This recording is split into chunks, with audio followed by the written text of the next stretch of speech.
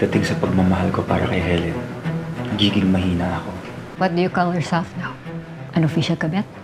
Isusuko ang pangarap. Kailangan ko nang ipahinga ang pangarap na yon para ma-prioritize ko ang pamilya ko.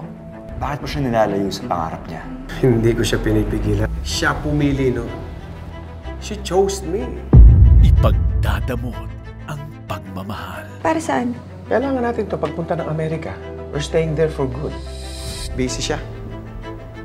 Marami siyang ginagawa. Inaasikaso niya yung bahay na lilipatan namin eh. Feeling ko talaga gumagawa sila ng paraan para hindi natin malapitan si Helen eh. Isa lang ang naiisip kong paraan para maniwala sa atin si Helen. Alam mong loyal ako sa'yo. Kahit ano pa yan, gagawin ko. Minsan pa nating hagkan ang nakaraan.